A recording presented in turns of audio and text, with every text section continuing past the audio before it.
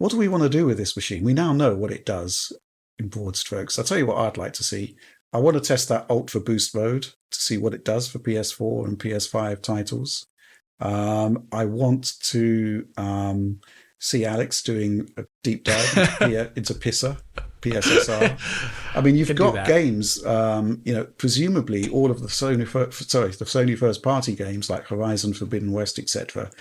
The content should be comparable with the PC versions, particularly when it comes to the specific tests that you specialize in, Alex.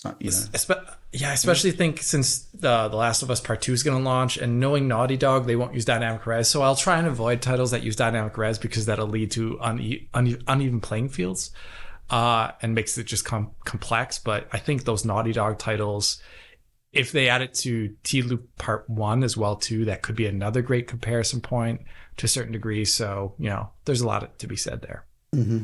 Yeah, ray tracing, I don't know what we can do on that except to essentially chart what they're actually using the features for. Really interested to see what those features are going to be. In the Sony documentation, they were basically saying, for example, if a game has RT reflections, you can add RT shadows. If a game doesn't have ray tracing at all, you could add ray tracing. Which is, once again, I mean, yes, but the lack of a CPU upgrade here is the one thing where I'm like, we know it's super expensive on a CPU to do this ray tracing. Exactly what I was thinking. But then again, Alex, I feel like if you've already incurred that CPU cost and you're doing other ray tracing effects, adding another ray tracing effect is quite feasible. It's more like totally. It's for the games that don't have ray tracing, we're implementing it. Then there's that huge CPU cost that wasn't factored in, and then there's a problem, right? Mm-hmm. Right. Mm-hmm. Any particular lines of inquiry you'd like to look into, John, when we get hands-on with this hardware? I mean, obviously, Pisser. That is the big one for me. I'm very, very interested to see what PSSR does for image quality. I do think that actually might be the biggest game changer here. If it's like even close to something like XeSS or especially DLSS, then it's going to be big.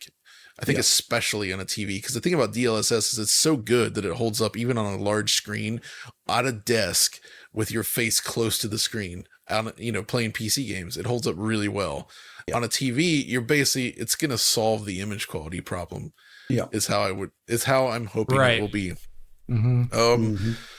Although one of the things I'm curious about is, so two things I want to know. First of all, will there be a boost mode like PS4 Pro? I'm going to say yes, probably based on they've said there's going to be a boost mode that will improve. Good. There's also some bizarre talk of image quality improvements for PlayStation 4 games, which it's actually given block capitals PlayStation Image Enhancement, I believe it is, or something quite like it. So which kind of sounds like one, baby. Which kind of sounds like, dare I say it, bespoke technology. So I'm going to be interested. I'm interested in that. Yeah, enhanced image quality. Okay.